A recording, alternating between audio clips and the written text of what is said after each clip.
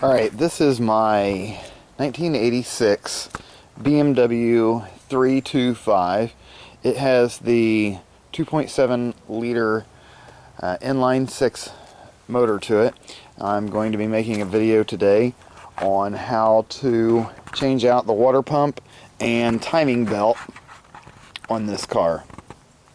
My weep hole on the water pump is leaking and spewing out a lot of water whenever it warms up out the front of the water pump, so it's time to get that replaced. I've got all the parts. The parts ran me about $70 online.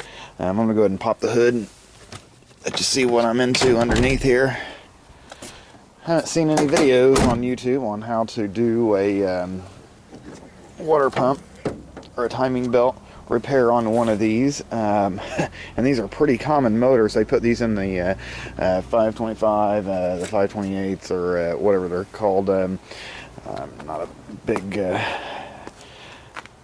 follower of BMW vehicles, but this is what I'm going to have to be working on. I'm going to have to take off all these hoses here, the distributor cap, the fan, the shroud, and several things in order to get in there and behind the cover. Shouldn't be too bad of a job. I'm gonna try and get it all taken apart today, maybe make this a two-part series, one of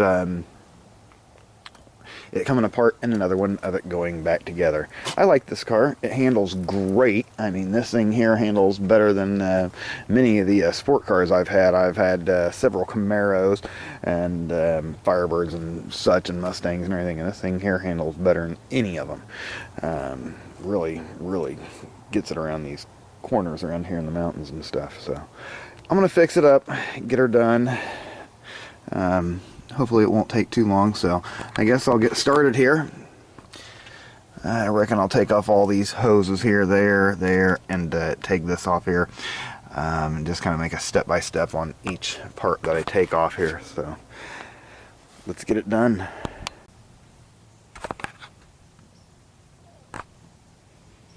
Very good. Mass airflow sensor is off.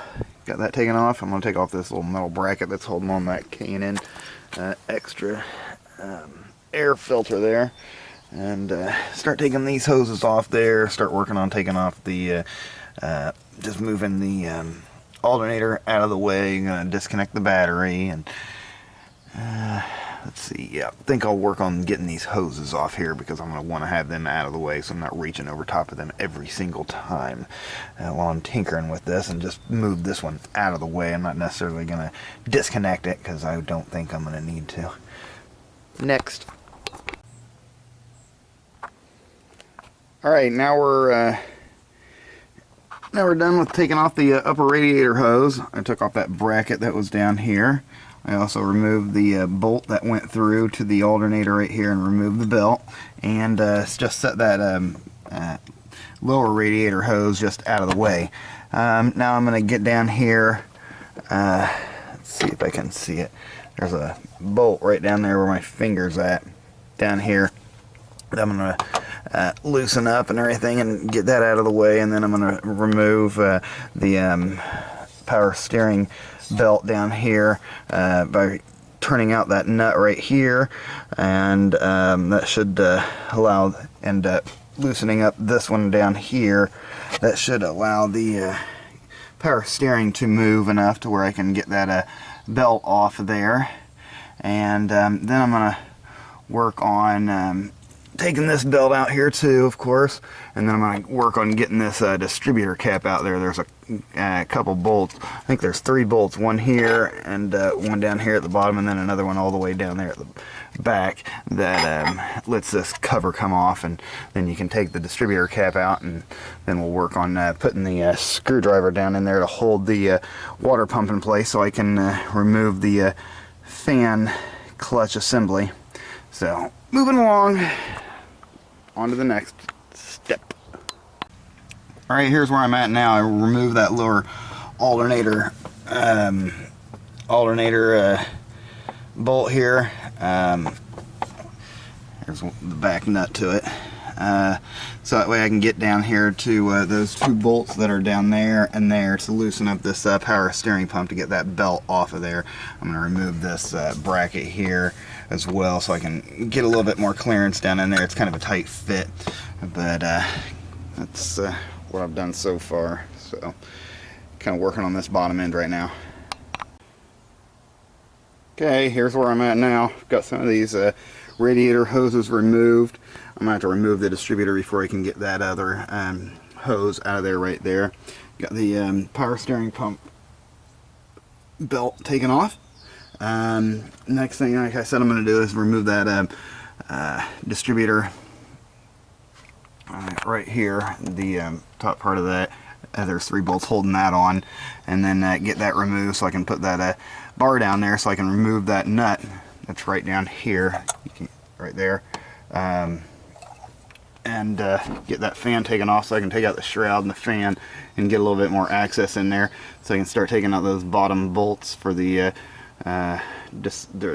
lower pulley and start taking out the cover mounts for this as well. So I'm maybe in about an hour right now. I'm kind of taking my time, pulling out all my tools and all that stuff. I've also got this thing up on jack stands. Certainly makes things easier than having to lean over and kill your back doing this. So on to the next step. Let's take out that distributor. Alright, here's an update of where I'm at. I've got the fan shroud off there. I could not get that nut broke off for the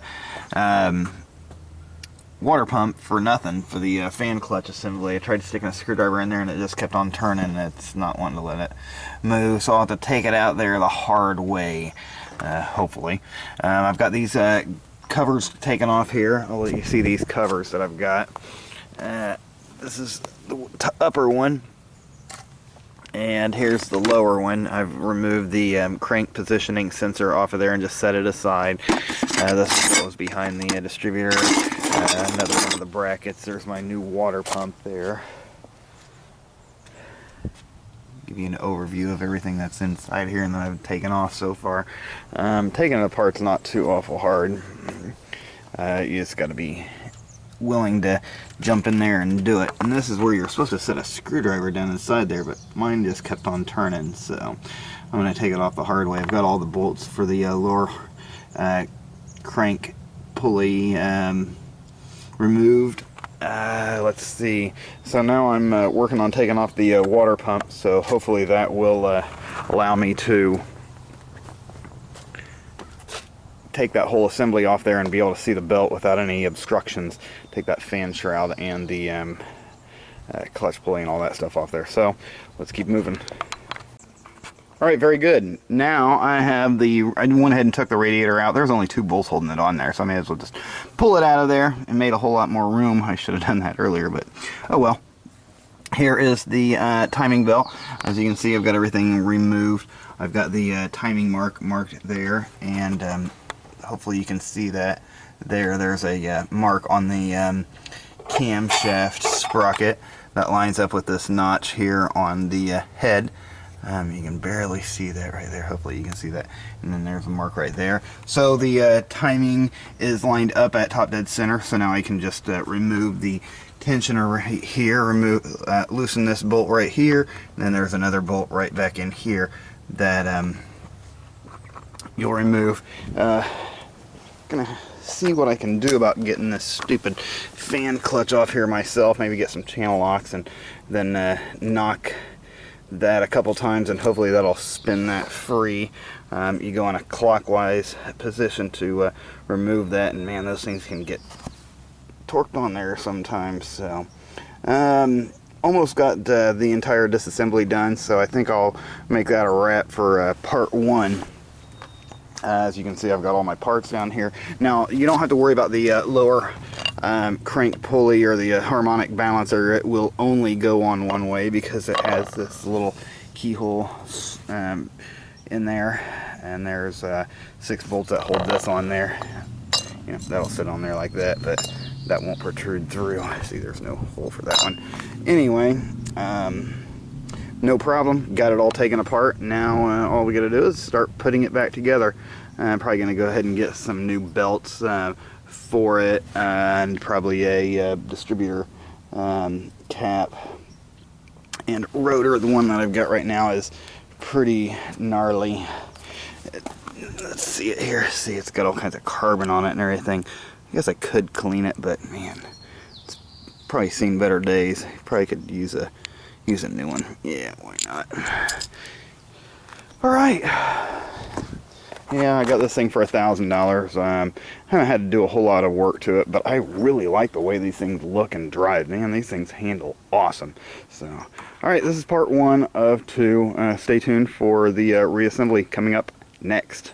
If you have any comments, questions, or whatever not, just leave me a comment in the comment section down below and I will answer it. I'll go over this real slowly so you can kind of see where all the bolts and everything are. And there's my crank position sensor. Everything's lined up. I'm going to go ahead and take out my AC because I don't need it. It's not charged and I never use it. There it is.